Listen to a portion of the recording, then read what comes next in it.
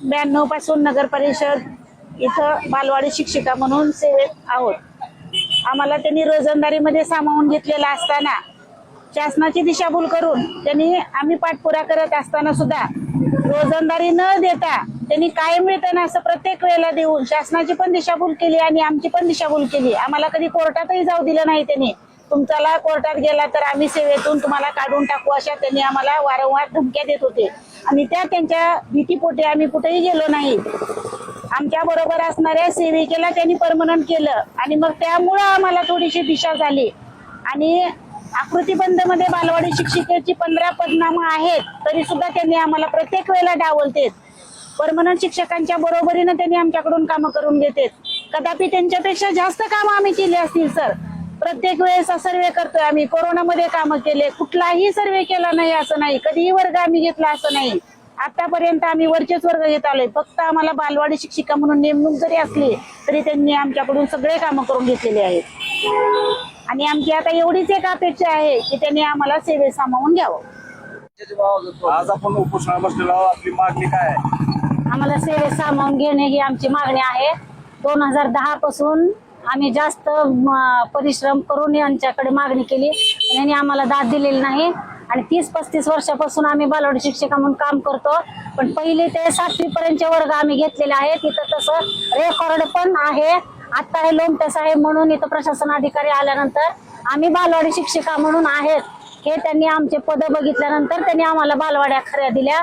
तोपर्यंत आम्ही वरचे वर्ग केले। बाहेर कुठलेही काम मोठ्या शिक्षकांचं सर्वेक्षण असो, काही असो, कोरोना असो, हे सगळे काम आम्ही केले। कुठल्या कामाला नकार दिला नाही कारण पुढची आम्ही अपेक्षा ठेवली होती की आज एवढं आपण हे काम केले तर पुढे आपल्याला काहीतरी फायदा होईल। वारंवार जाऊन भेटलो पण कुणी आम्हाला दाद दिली नाही। काहीतरी परमनंट साठी आम्हाला कामावर कायम करा म्हणून अशी मागणी केली की आम्हाला काहीतरी धमकी द्यायचे, तुम्ही आहे ते काम करा नाहीतर इथे कमी पैशावर लोक भरपूर आहेत काम करायला, तुम्हाला काढून टाकलं जाईल अशा धमक्या देत गेल्या। सेविका आमच्या बरोबर आमच्याच बालवाडी शिक्षिका तसंच त्या सेविका होत्या, त्यांना कायम केलं। त्यांच्यानंतर तरी आम्हाला करतील ही अपेक्षा ठेवली पण आम्हाला त्यांनी डावललं। त्यामुळं आम्हाला ही निवड करावी लागली।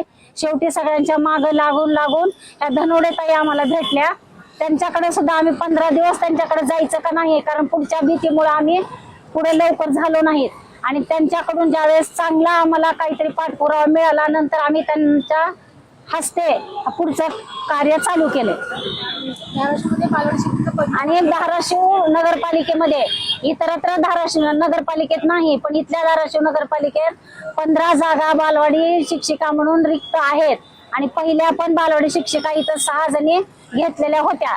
त्या अनुषंगाने आम्हाला कायम सेवेत सामावून घ्यावं आणि त्याचे हे झाल्याशिवाय आम्ही इथून उठणार नाही।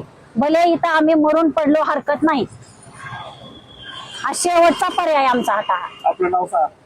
माधुरी यादव। धाराशिव नगरपालिकेमधील रोजंदारी बालवाडी शिक्षिका गेल्या 2010 पासून कायमस्वरूपात होण्यासाठी प्रयत्न करत होते पण त्यांना कुठल्याच प्रकारचा न्याय मिळाला नाही।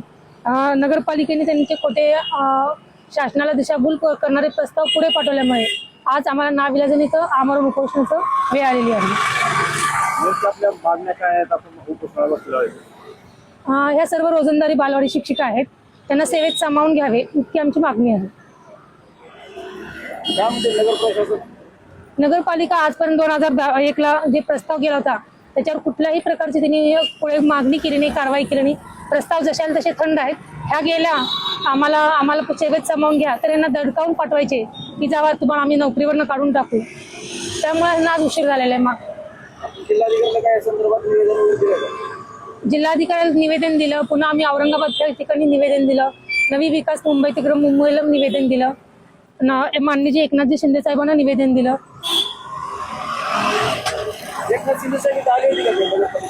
आम्ही मुंबईला जाऊन त्यांच्या साहेबांना भेटून आलो। ज्यावेळेस आम्ही साहेबांकडे पाठपुरावा केलो, नगरपालिकेत ज्यावेळेस आम्ही पाठपुरावा केलो त्यावेळेस नगरपालिकेने खोटी आणि शासनाला दिशाभूल करणारी माहिती मागवली।